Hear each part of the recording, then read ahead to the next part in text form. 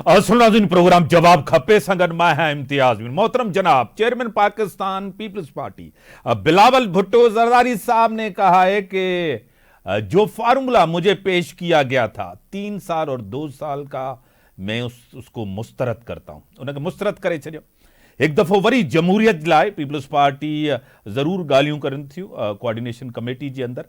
अॼु जो फ़ैसिला कंहिं हद ताईं जीअं त ज़राए चवनि था मामला तय थी वेंदा सियासी अदम इस्तेकाम के रोकण जे लाइ। मुझे ज्वाइन किया सीनियर रहनुमा सीनियर सियासतदान सेनेटर रह चुके मरकजी क़यादत है पाकिस्तान पीपल्स पार्टी की मोहतरम जनाब ताज हैदर साहब मेरे साथ हैं। जनाब मैं आपको वेलकम करता हूं अपने शो में। शुक्रिया जनाब। मोहतरम जनाब ताज हैदर साहब, सियासी अदम इस्तेकाम मुआशी अदम इस्तेकाम आपके सामने। पीपल्स पार्टी के बगैर न हुकूमत बन सकती है न चल सकती है। पीपल्स पार्टी ने इसी को मद्देनजर रखते हुए यह कोऑर्डिनेशन कमेटी के अंदर मीटिंग्स हो रही है। कब तक तय मामलात पाएंगे, क्या कहेंगे ताज हैदर साहब? देखिए, हम कोई वजारतें तो नहीं मांग रहे किसी से। सही, हम तो माशी प्रोग्राम पे बात कर रहे हैं। कल भी जैसे चेयरमैन ने सीधी बात कही थी वहाँ ठट्टे के जलसे में कि हमें प्रोजेक्ट चाहिए, हमें वजारतें नहीं चाहिए। मसला ये कि मुल्क में प्रोजेक्ट्स लगे और फेडरल गवर्नमेंट जो है वो इन्वेस्टमेंट करे और उसके साथ हम प्राइवेट सेक्टर को मिलाएं तो पब्लिक प्राइवेट पार्टनरशिप के अंदर कोई प्रोजेक्ट चले और वहां से कुछ लोगों को रोजगार मिले, थोड़ी सी गुर्बत में कमी, ये सारी बात है।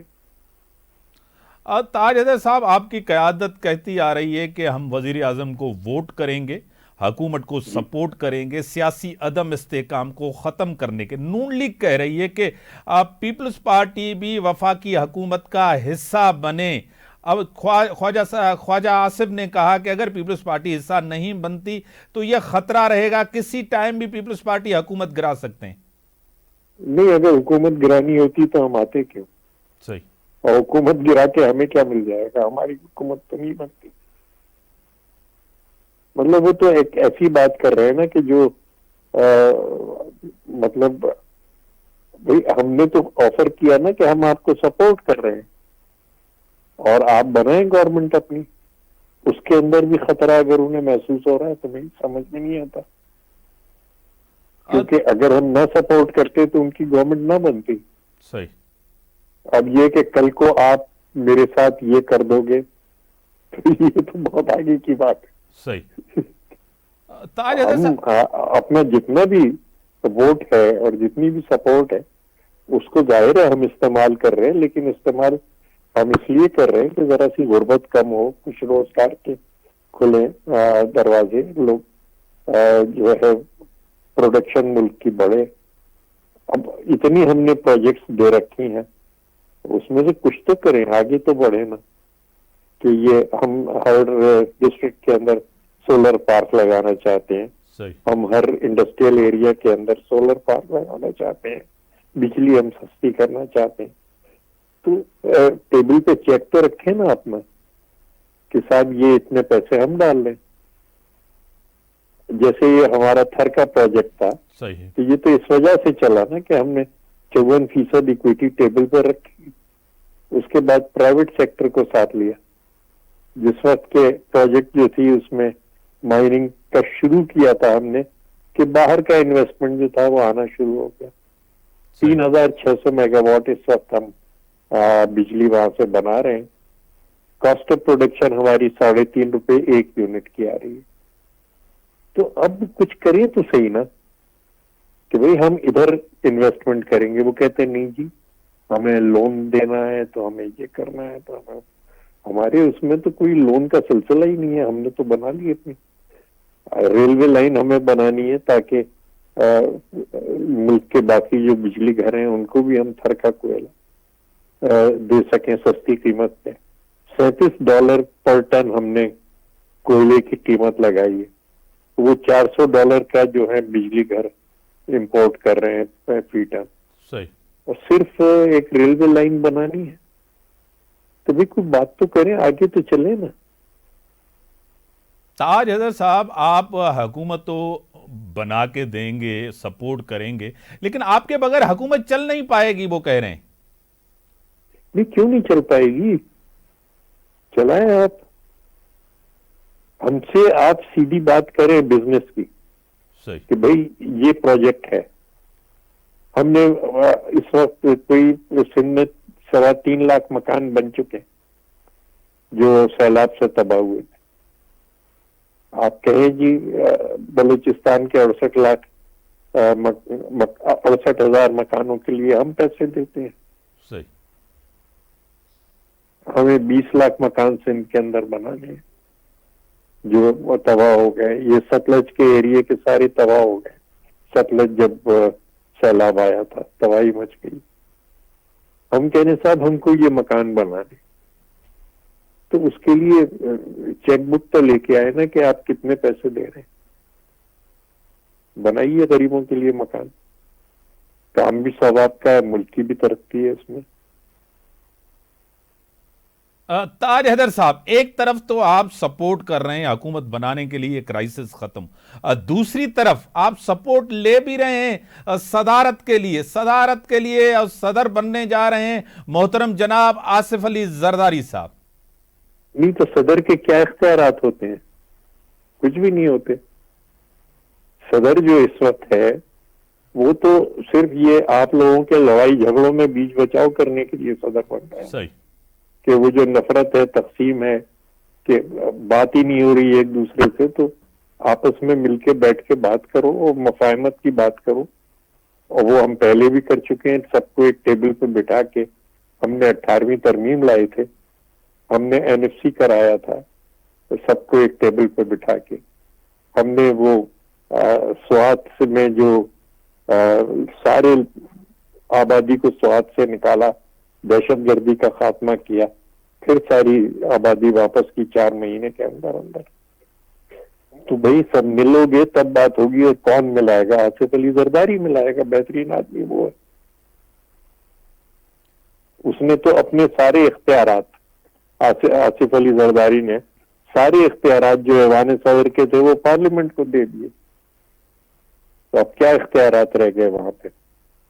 और रिकॉर्ड उसका ये है कि अपने इख्तियार दे चुका है वो। तो मतलब कुछ एक सोच समझ के आगे बढ़ के जज्बाती बातें करने से ये मुल्क नहीं चलेगा। हमें मिलजुल के काम करना है जनाब, तब जाके आगे ये चलना है। और कुछ गरीब के लिए करना है। गरीब के लिए नहीं हुआ तो हर चीज गई। वजह कह रहे हैं कि जीरक सियासतदान है, सीजन पॉलिटिशियन है, अब मुल्क को जरूरत है मोहतरम जनाब आसिफ अली जरदारी साहब। लेकिन इस मनसब के लिए आसिफ अली जरदारी साहब को सदर बनने के लिए भी तो नून लीग की सपोर्ट चाहिए ना। नहीं तो फिर लड़ते रहे, सही ना बनाए। उनकी तो सेहत का ये आलम है कि वो तो उनके लिए तो आराम और रेस्ट जरूरी है। ना बनाइए आप उन्हें सदर, आपस में लड़ते रहिए। एक शख्स कह रहा है कि भाई हम आपको मिलाना चाहते हैं, और उसका रिकॉर्ड भी है कि लड़ते हुओं को मिलाया, एक टेबल पे बिठाया। जब भी आप टेबल पे बैठेंगे सबके सब मसले का हल निकलेगा। जिसने पहले भी अपना इख्तियार छोड़ के और पार्लियामेंट को सारे इख्तियारात दे दिए, तो उसके बाद भी कि नहीं जी वो तो आप कोई ना कोई गड़बड़ करेंगे या हमने आपको सदर बना दी। सही। ना बनाए, आप खुद मिलके बैठ जाएं। लेकिन ये तो एक दूसरे से बात करने को तैयार नहीं। ताज हैदर साहब, एहतजाज करना ये हर किसी का जमहूरी आईनी हक है, एहतजाज करें, लेकिन एहतजाज के दौरान मार्शल लॉ की बात करना, एमरजेंसी की बात करना, और जिस तरह पीर साहब ने किया, आपको पता है कि इससे तो मुल्क के अंदर एक नई डिबेट शुरू हो गई। उसी के साथ मौलाना फजल रहमान साहब ने भी ऐसी बातें की कि इस्टेब्लिशमेंट की सपोर्ट से तहरीक अदम एतमाद आई थी। जिस तरह पीपल्स पार्टी ने यह तहरीक चलाई, बड़े जीरक सियासतदान है मौलाना साहब, क्या कहेंगे? नहीं तो हजरत मौलाना गरीब की बात क्यों नहीं कर लेते? उनका बेहद एहतराम है। इतने बड़े दीनी आलिम हैं वो, तो दीन क्या मसावात की तालीम नहीं देता?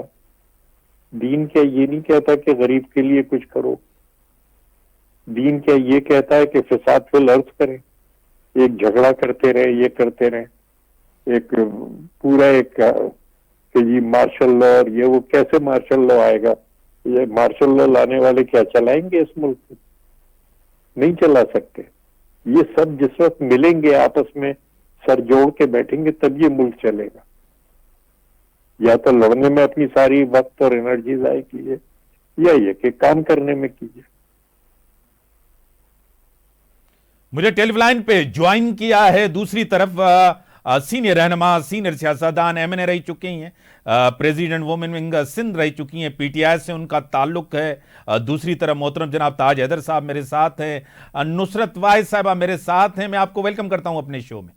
जी बहुत शुक्रिया। नुसरत वाहिद साहबा, जिस तरह मोहतरम जनाब ताज हैदर साहब भी कह रहे हैं कि पीपल्स पार्टी, नून लीग, इलेक्शन हो गए हैं, मुल्क को इस्तेहकाम की जरूरत है, क्या कहेंगी आप? जी बिस्मिल्लाहिर्रहमानिर्रहीम, बहुत शुक्रिया अपने प्रोग्राम में मुझे लेने का। अगर तो ये बात है कि मुल्क को इस्तेहकाम की जरूरत है, तो ये फौरन इस बात के ऊपर आ जाए कि जो सीटें इन लोगों ने हमसे छीनी है और जहाँ पे हम लोगों को हराया गया, जीती हुई सीटें हमसे छीन के हमको हराया गया, 17 सीटें एमकेएम को दे दी। पंजाब में इसी तरह बहुत सारी ऐसी सीटें जो कि आप देख लें कि लोग उभर उभर के आ रहे हैं और कह रहे हैं कि हम एक्नॉलेज करते हैं कि हमारे साथ हमें पीटीआई के लोगों को हरा के हमें जिताया गया, तो ये वाली सीटें हमें वापस कर दें, मुल्क में ऑटोमेटिकली इस्तेहकाम आ जाएगा, क्योंकि लोगों का वोट छीना जा रहा है, लोगों का हक छीना जा रहा है। वो जिन्होंने पूरे पाकिस्तान से आके वोट दिया पीटीआई को, उनके वोट किस किस को बांटे जा रहे हैं, किस किस तरह यहाँ पे मंडी लगी हुई है, कुछ समझ नहीं आती कि पाकिस्तान को क्या समझा हुआ है। कब तक सिंध हाउस में जो मंडी लगी थी वही बार बार रखी रहेगी और इसी तरह लोगों को खरीदा जाता रहेगा और इसी तरह लोग बिकते जाएंगे। लोग राजी होते हैं, जाहिर है, उनको जब इतने ढेर सारे डॉलर नजर आ रहे हों या पैसे नजर आ रहे हों तो वो तो बिकेंगे लाजमी। अगर मुल्क का इस्तेहकाम चाहते हैं तो आवाम का मैंडेट माने। आवाम का क्यों नहीं मैंडेट मान रहे? क्योंकि आवाम ने वोट दिया है और आवाम पूरे पाकिस्तान से निकली। इवन आप ये देख लेंगे बलूचिस्तान जैसी जगह से भी पीटीआई जीत रही है। बाकी तो कहना बड़ी दूर की बात है कि पंजाब तो है ही है, सिंध में हमारा कराची सारा का सारा छीन लिया गया। 17 सीटें देती है उनको, जिसके 1,11,000 वोट थे, उसको 11,000 वोट देके 1 लाख किसी और को दे दिए जाते हैं और हमको हरा के इख्तियार बेग साहब को दे दिया जाता है। तो ये इस तरह मुल्क को इस्तेहकाम नहीं मिलता। देखें, सिर्फ बातें बनाने से बात नहीं बनेगी। यहाँ पे अगर वाकई मुल्क के साथ सिंसियर हैं तो हमें सिंसियरिटी से काम करना होगा। सेक ऑफ गॉड से आप वो 71 वाला काम ना कर रहे हो कि जहां उस आदमी को 162 में से 161 सीटें मिली और जहां वाले को सिर्फ 82 या 85 सीटें मिली।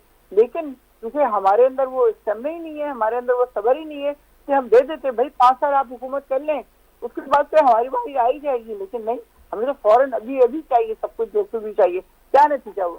वहां पे वो भी मर गए, यहाँ पे उनको भी फांसी दे दी गई, उधर इंदिरा गांधी भी मर गई, सब के सब तबाह बर्बाद हो गए।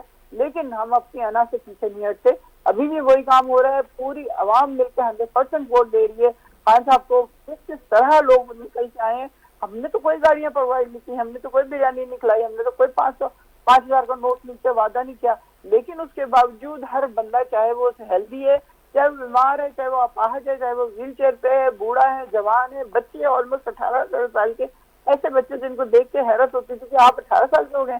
जी हम इसी साल 18 साल के हुए। इस तरह लोगों ने आके वोट दिया है, तो कुछ तो रिगार्ड करें इन लोगों का। मुल्क का इस्तेहकाम ऐसे सिर्फ लफ्जों से नहीं बनता। अगर आप उस वोट का रिगार्ड करेंगे तो जाहिर है कि पीटीआई उस तरह की जमात नहीं है जो तकरीबकारी करे। आपको पता है कि हमेशा से जो इल्जाम लगाए गए 9 मई के बाद से उस झूठ थे, उसमें जरा सी भी सच्चाई नहीं है।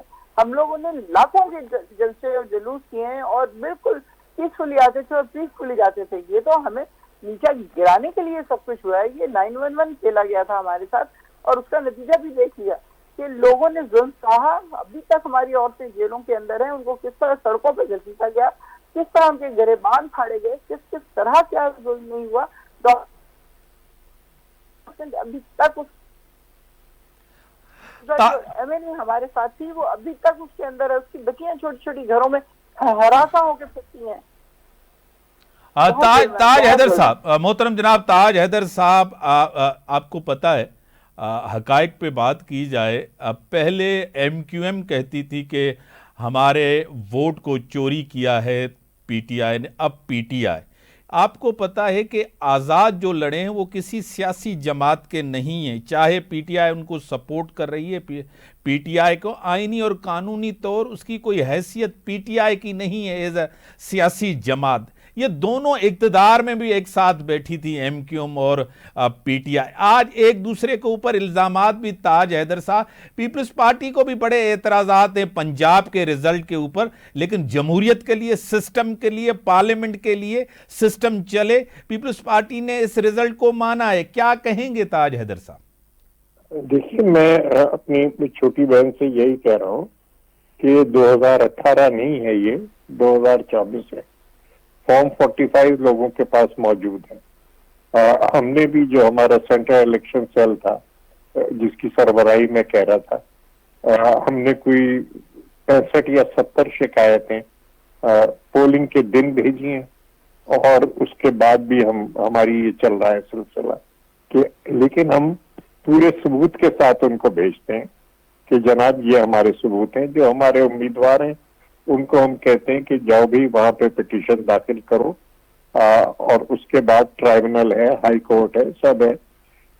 अच्छा, फॉर्म 45 की कहां से शुरू हुआ?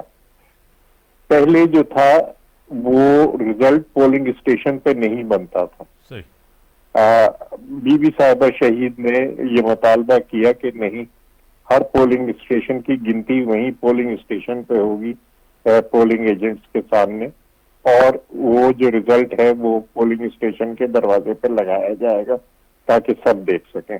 और फिर रिटर्निंग ऑफिसर के यहाँ उन सब फॉर्म्स की टोटल होगी और फॉर्म 47 बनेगा।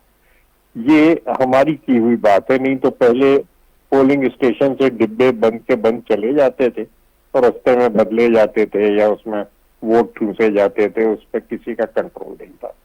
अब अगर फॉर्म 45, 2018 में तो फॉर्म 45 होने ही नहीं दिया, उन्होंने सारे जो थे पोलिंग एजेंट बाहर निकाल दिए और किसी को इजाजत नहीं दी कि वो गिनती के अंदर बैठे। लेकिन इस दफा गिनती हुई है, फॉर्म 45 मौजूद है। फॉर्म 45 जो है वो आप लेके और अदालत के अंदर जाइए, आप जीत जाएंगे।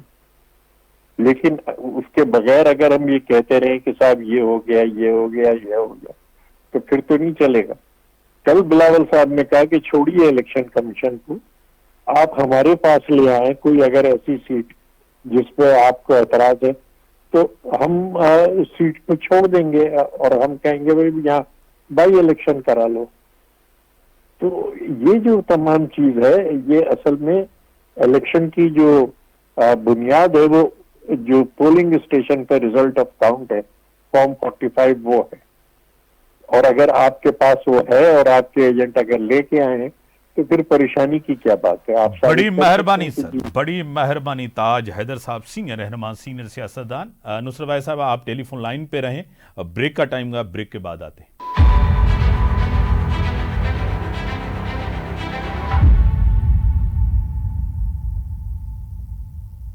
वेलकम राजी। मेरे साथ टेलीफोन लाइन पे सीनियर रहनुमा है, मैंने रह चुकी हैं नुसरत वाहिद साहिबा। नुसरत वाहिद साहिबा, मैं आपकी तरफ आऊँगा।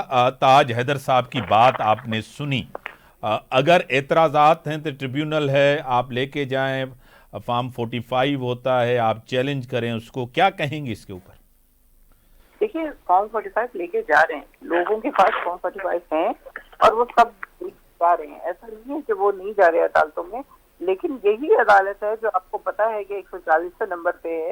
यही अदालत है जो रात के 11:30 बजे हमारा निशान छीन के हमें पार्टी से बेपार्टी कर देती है, जो हमारे चेयरमैन साहब को जेल के अंदर डाल के और ऐसी उनके ऊपर केसेस होते हैं और सजाएं सुनाई जाती हैं कि इंसान हैरान परेशान हो जाता है कि ये किस किस्म की अदालत है और किस किस्म की सजाएं हो रही हैं।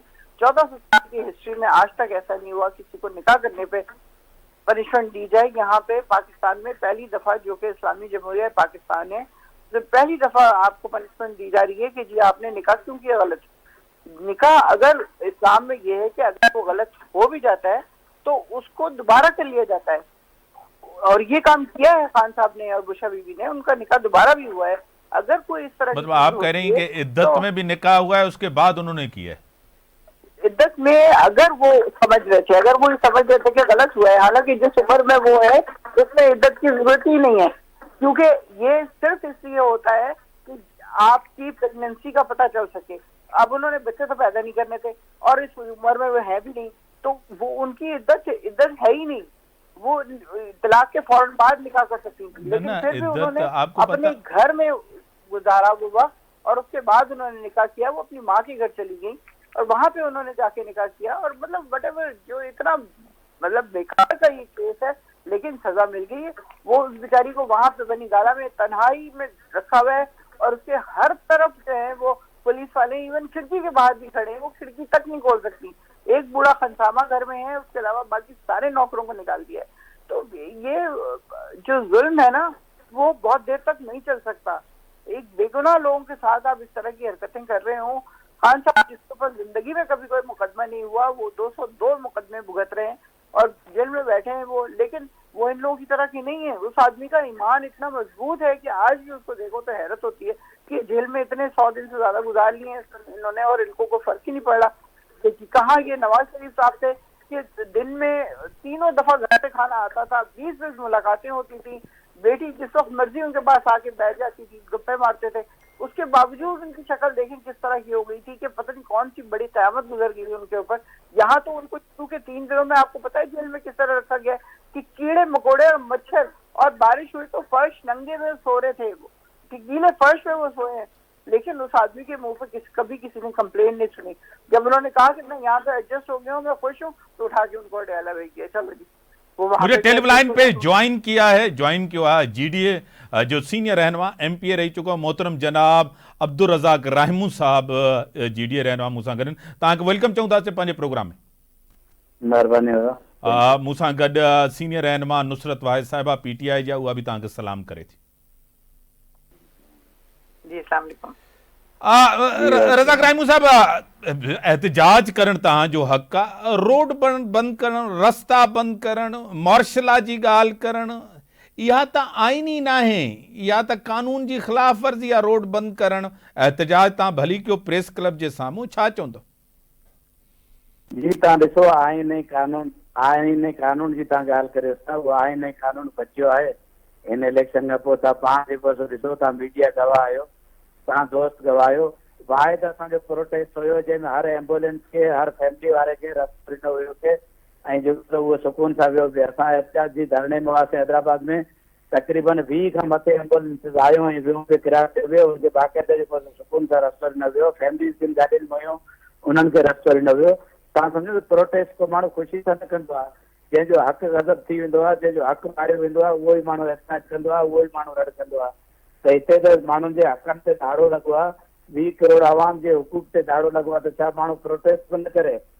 उहो प्रोटेस्ट करण असांजो हक़ हुयो ऐं बाक़ाइदा एहतियात कयो आहे ऐं अञा बि एहतियात कंदासीं जेसि ताईं इलेक्शन खे तव्हां नालाइन वाइड ख़राब न थींदो, ख़तमु न कंदो। ऐं नए सर जेको जुडिशरी जी ऐं जेको सदारत में ऐं फौज जी निगरानी में इलेक्शन थिया न, बिल्कुलु फ्री इलेक्शन थियनि। राहिमू साहब तव्हांजो इत्तेहाद जीअं त JUIF बि तव्हां सां गॾु आहे, तव्हां सां गॾु MQM बि तव्हां सां गॾु हुई, कुझु कॉम्प्रेस जेके इलेक्शन में बिलीव कनि थियूं उहे बि तव्हां सां गॾु हुयूं। MQM तव्हां सां इत्तेहाद करे कराची जो मैंडेट वठी करे उहा ॿाहिरि निकिरी वई। तव्हां उन ते बि इल्ज़ाम हणो था, उन जे लाइ बि चओ था त उन खे बि मैंडेट ॾिनो वियो आहे, जीअं त PTI चए थी त असांजो मैंडेट चोरी थियो आहे। तव्हां जॾहिं इत्तेहाद इलेक्शन ई कयो उन महिल MQM सां गॾु, हाणे जॾहिं अपोज़िशन में आहियो त तहरीक इंसाफ़ सां गॾु आहियो। तव्हांजी सियासत जी ख़बर कोन थी पइजे त तव्हांजो आख़िर सियासी प्रोग्राम कहिड़ो आहे। जी बिल्कुल MQM था। मेरे साथ सर एक सेकंड मेरे साथ टेलीफोन लाइन पे ज्वाइन किया है सीनियर रहनुमा, वीडियो लिंक पे सीनियर रहनुमा, सीनियर सियासतदान, वीडियो लिंक पे उज़मा कारदार साहिबा मेरे साथ हैं। मैं आपको वेलकम करता हूं अपने शो में। जी अस्सलाम वालेकुम। जी वालेकुम सलाम। जी अपना बात करें राहिमू साहब, तव्हां ॻाल्हायो। बिल्कुलु जॾहिं पोएं गवर्नमेंट हुई उनमें लीडर ऑफ दी अपोजिशन सां मुशावरत न कयोसीं। जॾहिं केयर टेकर चीफ मिनिस्टर जो टाइम आयो त एमक्यूएम जेको असां सां जेका कमिटमेंट कई हुई ऐं आख़िर में जेको एमक्यूएम पंहिंजनि ॻाल्हियुनि ते पोइ असां मजबूर हुआसीं हुननि सां गॾु, असां बीठा हुआसीं हुननि सां गॾु। इलेक्शन में एमक्यूएम खे तव्हां सम्झो पीटीआई जी बाक़ाइदा जेके खटियल सीटूं हुयूं उहे एमक्यूएम खे मैनेज करे, एमक्यूएम पाण परेशान आहे त असां 12 घुरियूं ऐं असांखे 17 ॾेई छॾियूं।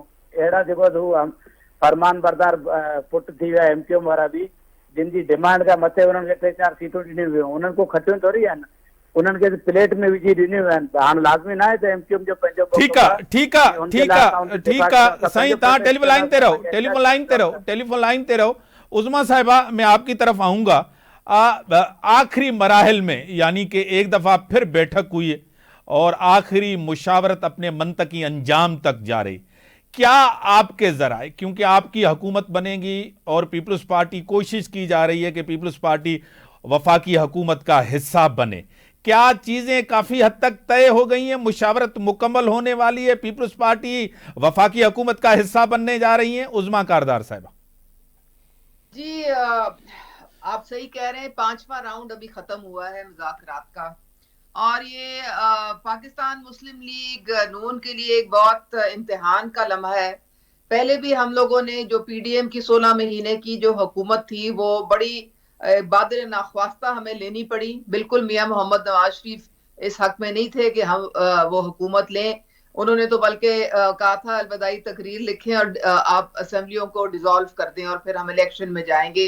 लेकिन रियासत के लिए बहुत बड़ी सियासी कीमत पे की, और अभी भी बिल्कुल वही हालात हैं। आपने देख लिया है कितना मुश्किल हो गया है, पेट्रोल की अभी कीमतें बढ़ी हैं, गैस की जो बिल हैं वो पूरी दुनिया जो है, चाहे वो अमीर हो चाहे गरीब हो, वो रो रहे हैं, आंसू रो रहे हैं जो गैस के बिल आए हैं सारों के पास। इन हालात में हमें कहा जा रहा है कि जी आप हुकूमत बनाएं। अब मसला हमारे लिए ये है कि ये खाली जिम्मेदारी हमारे कंधों पे अगर रखने की कोशिश की गई तो बहुत ज्यादती होगी। सबको चाहिए कि आए मिलके तो ये जिम्मेदारी बांटे और रियासत को चलाने के लिए, रियासत को बचाने के लिए, मईशत को संभाला देने के लिए, पाकिस्तान को इस भंवर से निकालने के लिए इकट्ठे चलें। अब अगर ये इस तरह से जो मामलात नजर आ रहे हैं, कल इसहाक डार साहब ने कहा था कि ये तय किया गया था कि कोई भी जो फरीक है बाहर जाके तो कोई बात नहीं करेगा जब तक कि मुश्तरका एलामिया नहीं आता दोनों पार्टीज की तरफ से। तो आपने देखा कल वो बिलावल साहब ने ठट्ठा में जनाब बहुत सारी बातें की कि जी सदारती उम्मीदवार वो हैं, जरदारी साहब हैं, हम कोई वजारतें नहीं लेंगे लेकिन हम ये लेंगे, हम वो करेंगे। देखिए ये फिर, और डार साहब ने कहा भी कि जी अभी तो डिसाइड नहीं हुआ, और हम लोगों ने कहा था कि कोई किसी किस्म की अनाउंसमेंट नहीं करनी, और फिर वो बलूचिस्तान में कह रहे हैं जी हमारी हुकूमत होगी। तो ये मामला जो है ना, देखें ये ऊंट किस करवट बैठता है ये मेरे ख्याल में आइंदा एक आध दिन में पता चल जाएगा। इस वक्त हमारी पार्टी में 90% लोग ये कह रहे हैं बशमूल लीडरशिप के कि ये हुकूमत हमें नहीं लेनी चाहिए। जिनके पास जो ये इस वक्त कह रहे हैं कि हमारे पास सबसे ज्यादा वोट हैं और हम सबसे बड़ी पार्टी बन के आए हैं, तो उनको मौका दिया जाए, वो हुकूमत बनाएं, वो चलाएं जरा इस हुकूमत को। 6-8 महीने पता चले उनको कि किस भाव बिकती है, क्योंकि बहुत 8 अरब हमारे पास टोटल फॉरेन एक्सचेंज का रिजर्व है और 27 अरब डॉलर हमने कर्जा वापस करना है। तो ये कोई खाला जी का घर नहीं है, और ये कोई ऐसा इक़्तिदार नहीं है जो कोई भी लेने के लिए खुशी से कबूल करेगा। बहुत उज़मा साहिबा आपकी दोस्त यानी कि पहले, अभी तो नहीं, नुसरत वाहिद साहिबा मेरे साथ हैं टेलीफोन लाइन पे, वो कह रही थी हमारा इस दफा भी मैंडेट चोरी किया गया है, हमारे आजाद जीत के हार गए थे, वो हमें पंजाब के अंदर, सेंट्रल पंजाब के अंदर और कराची के अंदर हमारा मैंडेट चोरी हुआ है, हमें अपना मैंडेट वापस किया जा रहा है, क्या कहेंगी? बिल्कुल जी, देखें हमारे तो कान पक गए हैं सुन सुन के कि ये धांधलीशुदा इलेक्शन है। जब से मैं पैदा हुई हूँ मैं तो पाकिस्तान में यही सुन रही हूँ कि धांधलीशुदा इलेक्शन है। जो भी हारता है वो कहता है धांधली हुई है, जो जीतता है वो कहता है जी हाँ बिल्कुल फ्री एंड फेयर इलेक्शन हुए हैं। तो बात सारी ये है कि हम कोई बनाना रिपब्लिक तो नहीं है। हमारे यहाँ पे एक आईन है, एक कानून है। अगर जिसको भी जो शिकायत है, गिला है, शिकवा है, वो जाएं एपलेट कोर्ट में जाएं, वहां पे इलेक्शन कमीशन जो है वो उनको देखेगी, उनका बहुत सारे केसेस जो हैं वो चल भी रहे हैं, दोबारा काउंटिंग भी हो रही है, सारा कुछ हो रहा है। फिर आपके हायर कोर्ट्स हैं, हाई कोर्ट है, सुप्रीम कोर्ट है, आप उधर जाएं, वहां पे सारा मामला जिस तरह से भी होगा। तो मेरे ख्याल में जो सही फोरम है उनके पास रिलीफ के लिए जाना चाहिए। ये बिल्कुल ये सड़कों पे निकलना और लोगों की जिंदगी मुश्किल बनाना और मईशत जो पहले ही बेचारी जो है इंटेंसिव केयर में, उसको और शदीद झटके पहुंचाना, ये कहाँ की इंसानियत है? ये कोई मुहिब्बे वतन पाकिस्तानी नहीं कर सकता। पाकिस्तान मुतहम्मिल ही नहीं हो सकता इस तरह की जो इस्तेहकाम को जो आप शॉक लगाते हैं। ये अब नहीं चल सकता मामला, ये एक्सपेरिमेंट अब नहीं चल सकते आगे। तो सबको जो है थोड़ा थोड़ा सैक्रिफाइस करना पड़ेगा, कुर्बानी देनी पड़ेगी, थोड़ा कॉम्प्रोमाइज करना पड़ेगा। और इस वक्त आप देखें कि पाकिस्तान किस नहज पे है। क्या पाकिस्तान ये अफोर्ड कर सकता है कि आप 60 अरब रुपए दोबारा एक और इलेक्शन में लगा दें और फिर वो इलेक्शन में आपके पसंद के रिजल्ट नहीं आएंगे तो उसमें भी चीखो पुकार शुरू हो जाएगी? तो फिर मतलब फिर सारा निजाम ही लपेट दें, फिर तो किस्सा ही खत्म कर दें। अगर यही मामला है तो फिर तो यही सिचुएशन बन जाती है ना। नुसरत वाहिद साहिबा, अवाम के लिए, मुल्क के वल्ला खातिर, मुल्की मुफादात, रियासत के मुफादात को देखा जाए, जाती मुफादात को नहीं देखा जाए। जब से वो कह रही हैं कि मैं इलेक्शन को देख रही हूं, जीतने वाला कहता है कि इलेक्शन सही, हारने वाला कहता है कि धांधली हुई। क्या कहेंगी नुसरत वाहिद? क्या ये अपने दिल साफ रख के बात कह सकते हैं? ये जो भी कह रही है वो सच कह रही है? क्या इस वक्त पीटीआई ने पूरे पाकिस्तान में स्वीप नहीं किया? जो सीटें इनको मिल रही हैं वो कमिश्नर पिंडी ने क्यों उसके बारे में इतला दी कि क्या किया? वो तो आदमी तो खुदकुशी करने पर राजी हो गया था। ये मतलब खामखा की बातें। आज देख लें, अभी शाम को 3 सीटें जो नून लीग को दी गई थी वो वापस कर दी गई हैं हम लोगों को। तो ये ऐसे ही हो रहा है। बहुत फेयर इलेक्शन हुआ है जी, बहुत ईमानदार लोग हैं जो पाकिस्तान को चलाएंगे। 16 महीने में आके चलता वो पाकिस्तान उनका था, उसको खा के खंडर बना दिया। क्या हालत उसकी की है, कितना पैसा बाहर गया है, किस तरह पाकिस्तान को लूटा गया है। ये बातें करती हैं कि जी बड़ा पाकिस्तान में हम लोग शोर मचा रहे हैं, अब हम लोग ये कर रहे हैं, हम जीते हुए हैं, 100% पे जीते हुए, 80% सीटें हम लोगों की हैं। जो आप लोगों को मिल रही हैं या जब मिली हैं वो सारी धांधली से मिली है। कोई एक जगह शायद होगी जहाँ पे आपको मिली होगी कोई सीट, अदरवाइज आपका नवाज शरीफ हो, चाहे आपकी मरियम हो, चाहे आपको ख्वाजा आसिफ हो, चाहे जो मर्जी हो, सबके सब हारे में, सबके सब हारे में। कोई डॉक्टर यास्मीन से हार गया, कोई उसे ख्वाजा उसे उस्मान डार की मां से हार गया। ठीक है, ठीक है। आप कह रही हैं कि नुसरत वाहिद साहिबा कह रही हैं, उज़मा कारदार साहिबा, आप सब के सब हारे, धांधली से जीत कर आए। पीडीएम की 16 महीने की हुकूमत, आपने करप्शन किया, आपने मुल्क खाया, क्या कहेंगी? नुसरत सहर साहिबा को बोले कि जरा गुस्सा कम करें और थोड़ा दिमाग को ठंडा करके आप सोचें। करप्शन इंडेक्स जरा देखें, जो इंटरनेशनल करप्शन इंडेक्स है उसमें करप्शन जो थी वो 6 पॉइंट कम हुई है पीडीएम की हुकूमत में पहले से। तो करप्शन जो है वो तो 16 माह में भी कम हुई है। लेकिन ये और बात है कि हम माशी तौर पे डिफॉल्ट से हमने चूंकि बचाना था पाकिस्तान को, तो हम बड़ी मुश्किल में थे, बहुत इश्यूज थे। आईएमएफ का सैबोटाज करके इमरान खान गए थे वहां पे प्रोग्राम, उसको दोबारा बहाल कराने में हमें कुछ महीने लग गए, बड़ा मुश्किल काम था। अब अगर देखें ना, ये कह रही है धांधली शुदा, तो इनसे तरह ये तो पूछे ना, हमारे तो अपने बहुत बड़े बड़े लीडर जो थे वो इलेक्शन हार गए। साद रफीक को देखें आप, अब देखें ये हमारे खुरम दस्तगीर हैं, हमारे राना सनाउल्लाह हैं, हमारे तो खुद बड़े बड़े लीडर जो है वो इलेक्शन हारे हैं। अब आप कैसे कह सकते हैं कि जी ये आप धांधली शुदा से आ गए? तो अगर धांधली होती तो हम इन लोगों का ना जितवा देते, फिर ये क्यों हार गए सारे? फिर जावेद लतीफ भी हार गए, तो इतने इतने बड़े तो हमारे भी लीडर हारे हैं। खुदा के लिए कुछ खुदा का खौफ कर ले। हम तो समझ रहे थे कि हमारी 110 सीटें आएंगी, अब हमारी अगर 75 के करीब आई हैं तो वो भी इनको लग रहा है कि जी धांधली शुदा है।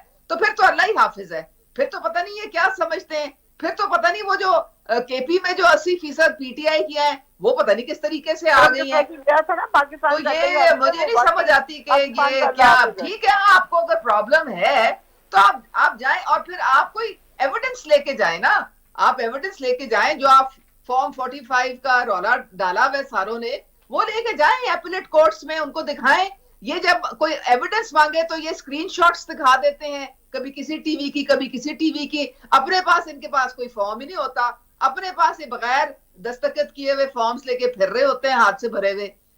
अब वो जो राय साकिब है, उससे भी एक वीडियो बनवा के उसने कहा जी मैंने अभी देखना है कि ये आप मुझे बुला के बनवा तो लिए, लेकिन मुझे अभी देखना है कि ये सच है या झूठ है, ये किसका प्रिंटिंग प्रेस और ये क्या हो रहा है। तो उन्होंने कहा जी आपने वायरल ही नहीं की, आपने अपने ये अकाउंट से डाली नहीं है, तो हम इसको डालेंगे अब।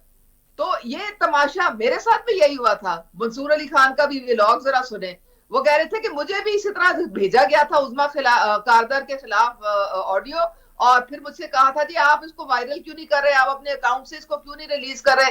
तो उसने कहा जी मुझे लग रहा है कि ये ट्रैप है, क्योंकि जो बात कर रहा है उसकी तो सारी आपने कटाई कर दी है, तो ये तो उज़मा कारदर के खिलाफ आप वैसे ही साजिश कर रहे हैं, मैं किस तरह से इसको रिलीज कर सकता हूँ। तो उन्होंने कहा ठीक है आप नहीं कर रहे, हम इसको कर देंगे।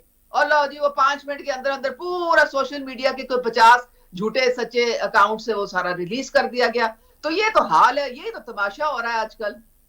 आप तमाशा कर रही हैं नुसरत वाहिद साहिबा, आप झूठ फैला रही हैं, पीटीआई झूठ फैला रहा है, बिला वजह मुल्क के अंदर अफरा तफरी फैला रहे हैं, क्या कहेंगे? नुसरत साहिबा तो नहीं जी, ये तो पीटीआई की नहीं है। ये पीटीआई की नहीं है तो किन की है? ये तो मेरे ख्याल में इनकी एक दूसरी पार्टी है। न नुसरत वाहिद है, ये नुसरत वाहिद है, नुसरत शहर नहीं है, ये नुसरत वाहिद है। अच्छा मैं नुसरत, अच्छा ठीक है, मैं वो नुसरत शहर का पूछ, ये नुसरत वाहिद साहिबा हैं। अच्छा ठीक है। आज बात करें नुसरत वाहिद साहिबा। ये खातून जिस तरह गई हैं सबको पता है कि किस तरह गई हैं। सही। फिर इसके बाद अभी जो ये इलेक्शन की बात कर रही हैं, फॉर्म 45 लेके हम लोग जा रहे हैं, क्या इनको पता है कि मैरियट में कितनी बड़ी प्रेस कॉन्फ्रेंस हुई है, उसमें कितने फॉर्म 45 थे? और वो लोग जो कि बार बार आके कह रहे हैं कि हम गलत जीते हैं, हम अपनी सीट वापस कर रहे हैं, वो क्या है? वो हम कह रहे हैं उनको कि तुम करो, हम अथॉरिटी में, हमारे तो लीडर जेल के अंदर है, 1 साल हो गया तकरीबन, हमारे तो उसके ऊपर 202 केसेस किए हुए हैं आप लोगों ने मिलके। आप तो उसके साथ आए थे ना, प्रोटोकॉल के साथ, कि हम बन जाएंगे जी, सदर बन जाएंगे, हम वजीर आजम बन जाएंगे, हम नवाज शरीफ आ जाएगा तो पता नहीं क्या हो जाएगा, पाकिस्तान को नवाज दो, वजीर आजम पाकिस्तान नवाज शरीफ। ये आवाम ने टॉर्चर किया ना इनका, इनकी 14 पुश्तें याद करेंगी, लोगों की साथ याद करती हैं, इनकी 14 पुश्तें। ठीक है, आखिरी सवाल, 14 पुश्तें आपकी याद करेंगी। मियां साहब को रिजेक्ट किया आवाम ने, क्या कहेंगे उज़मा साहब? ये इनको बोले कि ये जाके पहले तो अपने मामला ठीक करें। हमने इनको ओपन ऑफर दी है, नवाज शरीफ साहब की सेहत पे कोई असर नहीं पड़ रहा है, हम अपने पंजाब में हुकूमत बनाने जा रहे हैं, और अगर अल्लाह ने को मंजूर हुआ तो हम सेंटर में भी बनाएंगे, लेकिन हमें फिलहाल कोई इतनी ये मजबूरी नहीं है। आए, मैं तो पीटीआई को कहती हूँ, मैं तो इनकी पार्टी को, हमारे सारे लीडरशिप ने कहा है, आप समझते हैं कि आपके पास सबसे ज्यादा सीटें, तो आप आए, बना ले। बड़ी मेहरबानी, आपने टाइम दिया उज़मा साहिबा, नुसरत शहर साहिबा, अब्दुल रज़ाक राइमू साहब। जीअं त मुल्क जी सूरत हाल अफरा तफरी खे जेतिरो घटि कयो वञे उहो बहितर आहे। ॿ सियासी जमातूं, MQM बि उन जो हिसो आहे, मिली करे मुल्क खे क्राइसिस मां कढिजे। सभु कनि था त इलेक्शन में असां सां धांधली थी, हर दौर में जॾहिं बि इलेक्शन थींदी आहे दादरी जो ज़िक्र कयो वेंदो आहे। मुल्क प्रायोरिटी हुजणु खपे, अवामी मुफ़ादात सभ खां पहिरियां हुजनि, पोइ पार्टी मुफ़ादात हुजणु खपनि, पर बदकिस्मती सां असां वटि हमेशह मुफ़ादात ज़ाती हूंदा आहिनि। इन सां गॾु इजाज़त, अल्लाह हाफ़िज़।